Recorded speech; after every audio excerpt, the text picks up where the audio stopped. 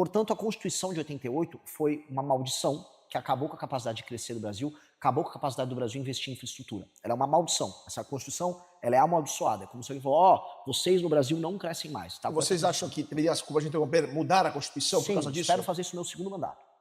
Passando um pouco agora para a parte econômica, que é outro grande tema do Brasil, né, junto com a segurança. Temos um país que parou de crescer, pelo menos nos ritmos que crescia no começo do século. A produtividade é estagnante, uma indústria que está em profunda crise, temos uma população super endividada e principalmente temos uma dívida pública explodindo. Mas eu queria começar pela carga tributária do Brasil, que é uma das maiores do mundo, especialmente a maior dos países em desenvolvimento. Você acha que isso é um problema, pagar tanto imposto no Brasil? E como que vocês acham que seria uma solução para esta condição? Ela é um problema e ela é uma consequência de outro problema. Ela é consequência de uma Constituição que ela engessou absolutamente todos os gastos obrigatórios, tudo é gasto obrigatório, e todos os gatilhos de aumento de gasto obrigatório no Brasil são vinculados a isso. Portanto, a Constituição de 88 foi uma maldição que acabou com a capacidade de crescer do Brasil, acabou com a capacidade do Brasil investir em infraestrutura. Ela é uma maldição. Essa Constituição, ela é amaldiçoada. É como se alguém falou, vocês no Brasil não crescem mais. Tá E com essa vocês acham Constituição. que deveria, desculpa de interromper, mudar a Constituição por Sim, causa disso? espero fazer isso no meu segundo mandato. No primeiro mandato eu vou ter que fazer as reformas para o Brasil andar. No segundo é legal a gente começar a discutir, sim, uma mudança profunda na Constituição. Ela é um lixo, a nossa Constituição, com todo respeito aí. Quem comemora a existência disso aí tem que chorar. E aí, na hora de garantir os direitos que são meramente nominais, todo mundo tem direito à educação, nossa educação é um lixo. Eu tenho direito à moradia. Tem, o Brasil se favorizou depois da Constituição de 88. Os direitos são nominais, mas os gastos públicos vinculados a esses direitos, eles estão lá. E eles aumentaram demais. E desde o governo Fernando Henrique para cá, optou-se por aumentar a arrecadação. E aí você fica aumentando a arrecadação, aumentando a arrecadação, aumentando a arrecadação. Isso vai desde, vamos dizer, melhoria na eficiência na cobrança, somado às alíquotas. E aí você foi punindo a atividade produtiva no país. E o que nós temos? Um país que é pobre, mas que cobra imposto de país rico. Para você poder mexer nisso sem estourar o que você falou, a trajetória da relação dívida-PIB, que hoje está indo estourar, você vai ter que mexer na despesa. E aí eu tô avisando para todo mundo, e eu sou o único pré-candidato que não está mentindo sobre esse assunto. Eu gostaria de ver os outros falarem. Que você vai ter que mexer muito, mas muito. Eu tô falando mexer demais na despesa. Eu tô falando em mexer em mais de 200 bilhões por ano na parte de despesa. Então vai ter que mexer nas indexações, a subida do salário mínimo para aposentadoria, BPC e outros benefícios. Tô falando das vinculações de educação e saúde. Tô falando de aposentadoria que vai precisar fazer outra reforma. Tô falando de renúncias fiscais. Tô falando de Zona Franca de Manaus, que todo mundo tem medo de falar, para não perder voto lá. Eu vou falar de tudo isso. Eu vou falar isso de uma maneira honesta, porque os outros são desonestos. Quando, por exemplo, o Flávio Bolsonaro falar, eu não vou apresentar proposta nenhuma, ele tá mentindo. Por quê? Veja, ele tá falando em reduzir imposto. O Lula só aumenta o imposto, taxado. Sim, o Lula aumenta imposto e é taxado mesmo. Ele faz isso. Dito isso, ele só vai conseguir abaixar imposto no médio prazo, porque no curto não dá, se ele começar a cortar. Ele avisou isso pro eleitor? Ele não avisa pro eleitor, ele dança igual um mongoloide. Ele faz um débil mental nos eventos dele. Então fica iludindo as pessoas balançando o braço. O Zema não quer falar assunto, vou vender aí Petrobras. Vai vender Petrobras? Ele não privatizou nada, nem Minas. Nem Minas ele fez privatização, ele disse que vai vender a Petrobras. E quem disse que é um correto vender a Petrobras? No mundo que está em crise por recursos naturais, com guerra inflacionária sendo tocada pelos Estados Unidos, jogando pressão sobre a China com aumento dos preços dos combustíveis, com conflito. Faz sentido isso? Correio, eu concordo. Estatais inúteis e não estratégicas, eu concordo. Petrobras, você não venderia, Petrobras, você não Embrapa também privatizaria. não. Assim, privatizar a Embrapa é igual privatizar o ITA. Privatizar uma das poucas coisas que funcionam e realmente agregaram valor para a história brasileira. E a questão que você falou dos cortes, só para a gente aprofundar um pouco isso, uma das maiores despesas que temos no Brasil, além das aposentadorias, são os repasses para as famílias, Bolsa Família, BPC, entre outras coisas. Você cortaria a Bolsa Família, cortaria o BPC? Eu vou trabalhar para que essas coisas, no long run, diminuam até, se não desaparecer, até ficarem insignificantes do ponto de vista orçamentário, como fazendo as pessoas trabalharem e gerarem renda. O que tá acontecendo agora eu tô chamando o Brasil de República de Turilândia. O Brasil é um grande Maranhão.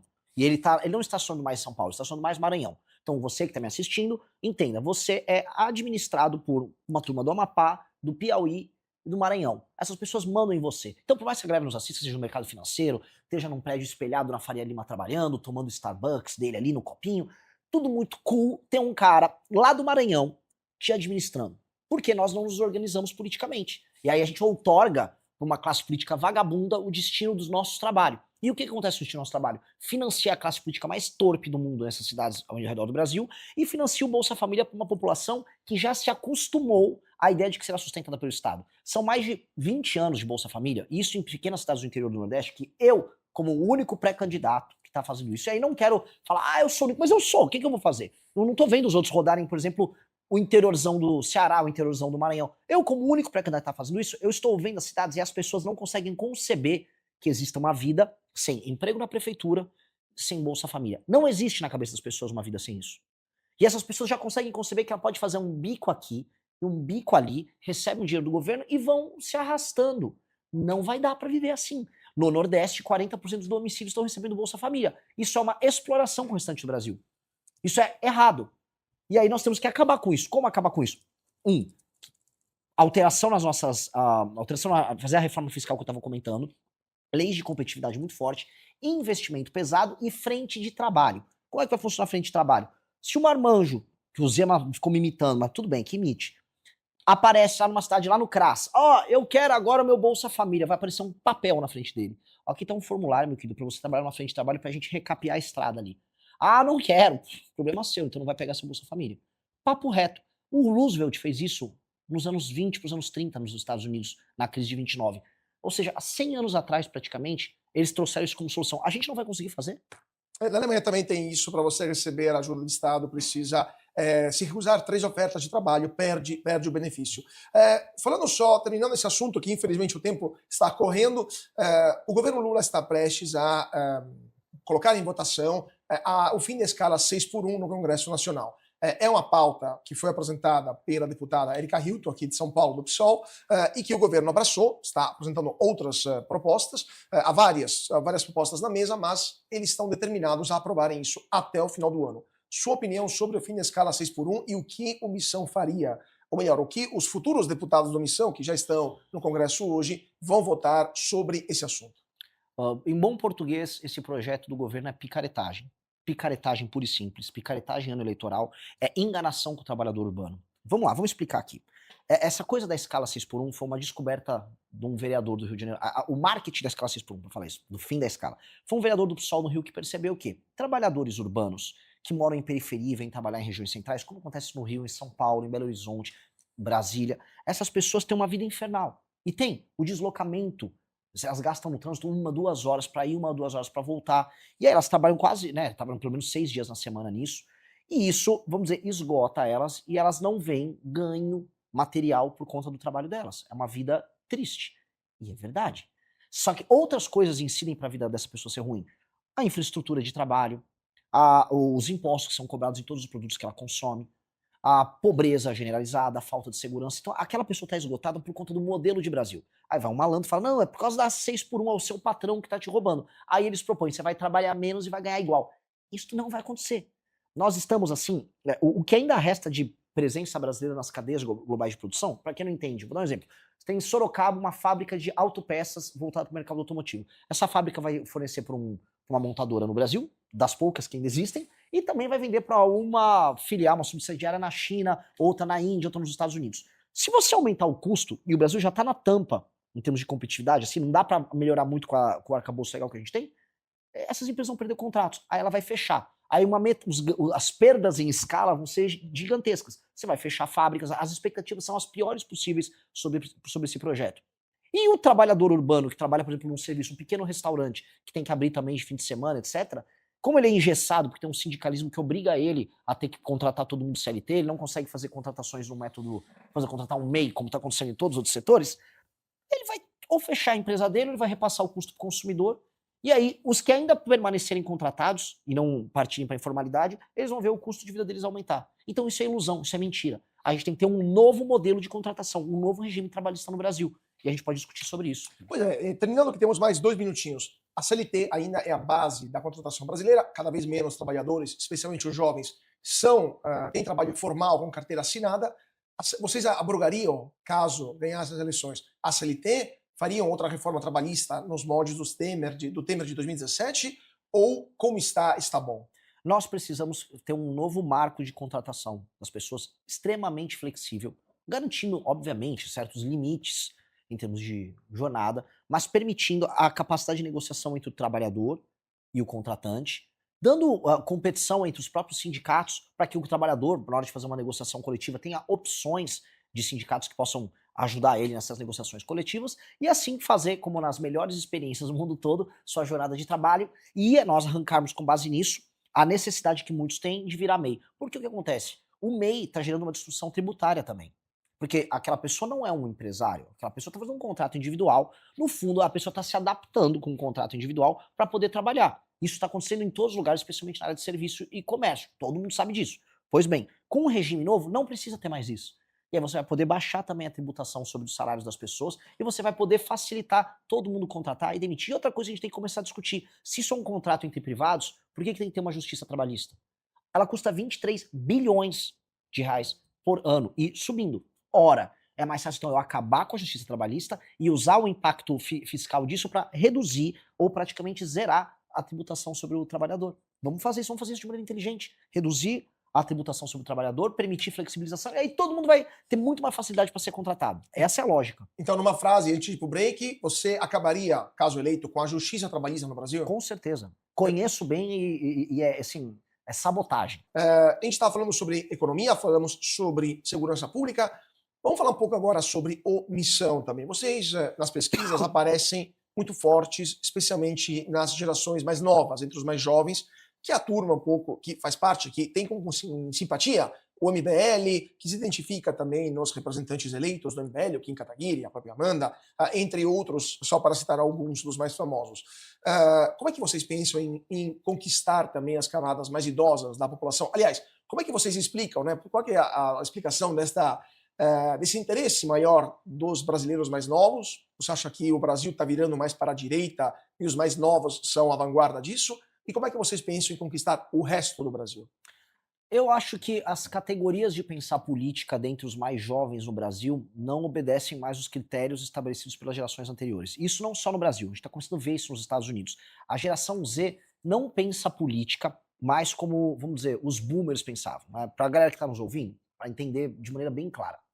Meio que no Brasil, isso acompanha aquela era dos anos 60, onde teve a guerra do Vietnã nos Estados Unidos, e aqui no Brasil teve o início da ditadura militar. Aquilo definiu, vamos dizer, um mundo bipolar e uma discussão entre um grupo de esquerda e um grupo à direita. Um grupo à direita, em geral, conservador, defensor de valores familiares, defensor também de uma hierarquia já estabelecida, e um grupo de esquerda inspirado por movimentos socialistas e aí outros movimentos de vanguarda da esquerda. Esses caras ficam brigando há décadas. E meio que todo mundo se moldou a isso, até que ambos os modelos se esgotaram. Hoje, ninguém consegue dar uma resposta de esquerda para os problemas do mundo. A esquerda clássica não tem nenhuma solução para nada. Tanto que a gente viu todas as alternativas de esquerda na América Latina simplesmente não saber mais o que fazer. O próprio governo Lula. O que é de esquerda no governo Lula? Ser populista? Mas você pode ser populista de direita, entendeu? E do outro lado, a direita neocon, que eles falavam, a direita tradicional, que nos Estados Unidos é a direita, por exemplo, do Bush, vamos colocar aí, foi até o Mitt Romney, e aqui no Brasil não teve, mas em alguma medida, vamos dizer, o PSDB era um representante um pouco disso, é bem impreciso o que eu estou falando, mas ajuda a trabalhar como categoria, eles morreram, aí vieram os populistas de direita, Trump nos Estados Unidos, Bolsonaro aqui, e inúmeras figuras ao redor do mundo. Esses caras continuaram vamos dizer, esse duelo, mas mesmo isso que já cansou os mais jovens. O Trump está indo muito mal entre os mais jovens nos Estados Unidos, mesmo ele sendo mais à direita. E o que explica isso? As pessoas querem soluções e respostas práticas para os problemas delas, não dependendo das categorias de pensamento de direita e esquerda. Você citou o Bukele. Para mim, o Bukele é o maior exemplo de um político bem-sucedido na América Latina. Ele tem quase 90% de aprovação. O que ele fez? Lei e ordem. Isso é mais à direita? Beleza. Ele agora informatizou toda a rede pública centralizada de saúde dele. Alguém diria que isso é mais à esquerda, né? Um sistema público de saúde universal. Ele fez isso.